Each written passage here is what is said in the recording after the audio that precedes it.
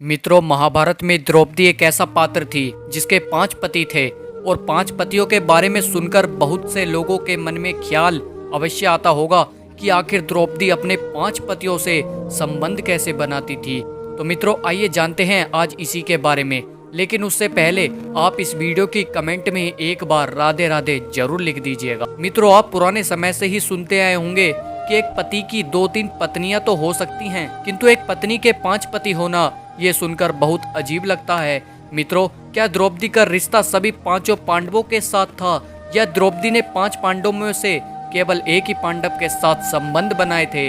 मित्रों, पांडवों को 12 बरस का वनवास और 1 वर्ष का अज्ञातवास मिला था। इस दौरान 5 पांडव वन में स्थित कुटिया में रहते थे और अपना जीवन यापन करते थे। ऐसे में भिक्षाटन के दौरान उन्हें द्रौपदी के स्वयंवर की सूचना मिली थी, जहां स्वयंवर में मछली घूम रही थी और जो उस मछली की आंख में तीर मारकर उसकी आंख को भेदेगा वही द्रौपदी से ब्याह करेगा। उस स्वयंवर में अर्जुन अपने 4 भाइयों के साथ उपस्थित थे। मित्रों, जब स्वयंवर में किसी से वो धनुष और मछली की आंख को नहीं भेदा गया, तब अर्जुन साधु के भेष में जो उस समय वहां उपस्थित थे वे जाते हैं और उन्होंने मछली की परछाई को पानी में देखकर उसकी आंख को भेद दिया और ये प्रतियोगिता जीत ली और द्रौपदी को जीतकर अपने साथ वन में ले आए। मित्रों, कहा जाता है कि द्रौपदी अपने पिछले जन्म में बहुत सुंदर स्त्री थी और सर्वगुण संपन्न होने के कारण उसे अपने लिए उसकी इच्छा अनुसार वर नहीं मिल रहा था। इसलिए द्रौपदी ने भगवान शंकर की तपस्या की और तब शंकर जी प्रकट हुए। उस समय द्रौपदी ने हड़बड़ाहट में भगवान शिव से वर मांगा।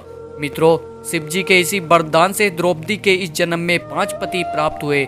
जब भगवान शिव ने द्रौपदी को 5 पति होने का वरदान दिया था, तब वह भी जानते थे कि उसे आगे चलकर 5 पत्नियों के साथ पत्नी धर्म निभाने में समस्या होगी। इसलिए उन्होंने द्रौपदी को यह वरदान भी दिया था कि वह प्रतिदिन केवल एक ही पांडव से संबंध बना सकती है।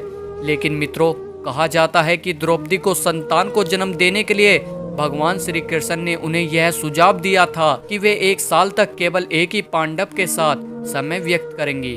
साथ ही जिस समय वह अपने कक्ष में किसी एक पांडव के साथ होंगी, तब उनके कक्ष में कोई दूसरा पांडव प्रवेश नहीं करेगा।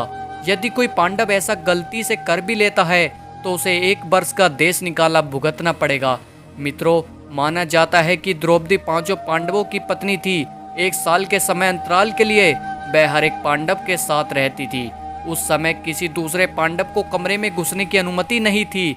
इस नियम को तोड़ने वाले को 1 साल तक देश से बाहर रहने का दंड था। मित्रों, एक बार यह दंड अर्जुन को भुगतना पड़ा था। मित्रों, एक बार अर्जुन और द्रौपदी की 1 वर्ष की अवधि समाप्त ही हुई थी और द्रौपदी के कक्ष से अर्जुन 1 साल बाद बाहर निकले और वहां से चले गए। लेकिन वे द्रौपदी के कक्ष में अपना तीर धनुष भूल आए और उन्हें एक ब्राह्मण के पशुओं की रक्षा करने के लिए युद्ध की तैयारी करनी थी।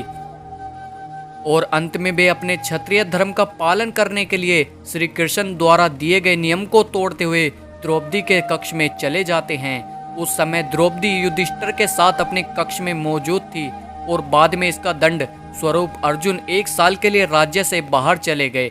इस 1 साल के वनवास के दौरान अर्जुन की मुलाकात उर्वशी से हुई और वह अर्जुन पर मोहित हो गई। वे अर्जुन को खींचकर अपने साथ नागलोक ले गईं और उसके अनुरोध करने पर अर्जुन को उनसे विवाह करना पड़ा। मित्रों, क्या आप जानते हैं द्रौपदी के 5 पुत्र भी थे और द्रौपदी ने 1 वर्ष के अंतराल में 5 पांडवों से 5 पुत्रों को जन्म दिया था। लेकिन दुर्भाग्य से इन 5 पुत्रों को अश्वत्थामा ने मार गिराया था और इस तरह द्रौपदी के सभी 5 पांडव पुत्रों की मृत्यु हो गई थी। तो मित्रों, ये थी द्रौपदी के 5 पांडवों के साथ संबंध बनाने की योजना। तो मित्रों, आशा करता हूँ कि वीडियो आपको पसंद आई होगी। अगर वीडियो पसंद आई हो, हमारी इस वीडियो को लाइक करके हमारे चैनल को सब्सक्राइब जरूर कर लीजिएगा।